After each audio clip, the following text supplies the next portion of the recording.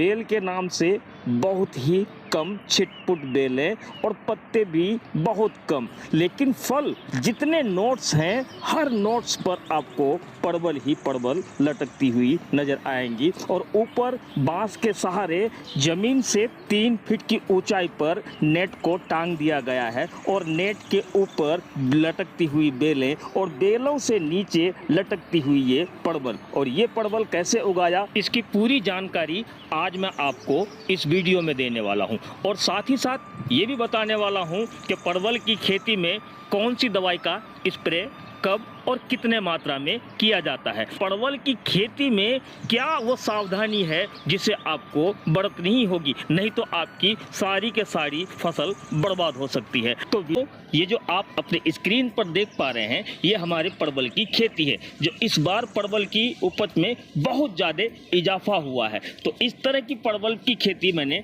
कैसे किया है, कौन ऐसा तरीका अपनाया जिसकी वजह से इतने सारे परवल आपको लटकती हुई नजर आ रही है। परवल को साफ सफाई बहुत पसंद है। जी हाँ, सही सुना आपने।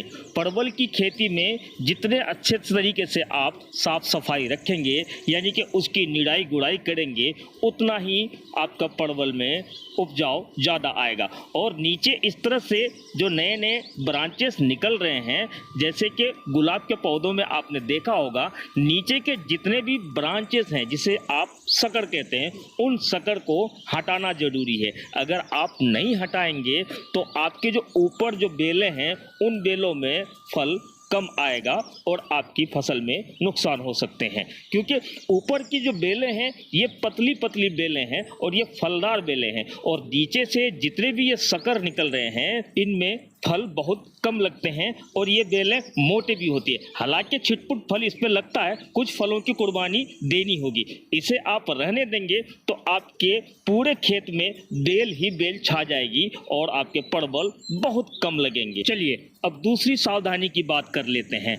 परवल की खेती की आप जितनी निराई गुड़ाई करेंगे, यानी कि जितना साफ सुथरा आप अपने खेत को रखेंगे, उतना ही परवल के फसल में इजाफा होगा और इसमें फंगस के अटैक भी कम होंगे। वरना आपके परवल के तनों में या उनके पत्तों में कीड़ों का अटैक हो गया तो फिर आपकी फसल बर्बाद हो सकती है। तो इस बात का खास ध्यान रहे कि आपको आपके परवल की खेती की लगातार निराई गुड़ाई करते रहनी है। वहीं स्प्रे की बात करें तो आपको परवल के खेत में 10 से 15 दिन के अंतराल में एक बार इंसेक्टिसाइड का स्प्रे करते रहना होगा, जिससे कि इसके पौधे बचे रहे और जो फल छेदक है उससे भी आपके परवल सुरक्षित रहे। वरना आपके परवल टेढ़े मेढ़े और पीले होकर सूखकर झड़ जाएंगे। अब मैं आपको वो स्प्रे भी दिखाने जा रहा हूं जिसका कि इस्तेमाल करके इतनी अच्छी परवल की फसल ली जा रही है, और साथ ही साथ में और पत्तों के कीड़े के अटैक से बचने का उपाय, ये छक्का नाम का इंसेक्टिसाइड हम ले रहे हैं और इसको 20 लीटर पानी में 10 ml का डोज बनाकर हफ्ते में एक बार स्प्रे करने से इस तरह से कीड़ों का अटैक से बचाया जा सकता है। और परवल में एक चीज कॉमन है, वो ये कि परवल के फसल में 2 तरह के कीड़ों का अटैक बहुत ज्यादा होता है। एक होता है सफेद रंग का, जिस तरह से इसके फूल का रंग होता है, और दूसरा होता है लाल रंग की मक्खी, जिसका फल छेदक के नाम से भी आप जानते हैं। इसका अटैक कॉमन है। ये 2 तरह की कीड़े लगते हैं और इसका स्प्रे कर देने से आप इन सारी समस्याओं से छुटकारा पाने में कामयाब होंगे। बात करते हैं कि परवल के फसल में फल ज्यादा कैसे लगे।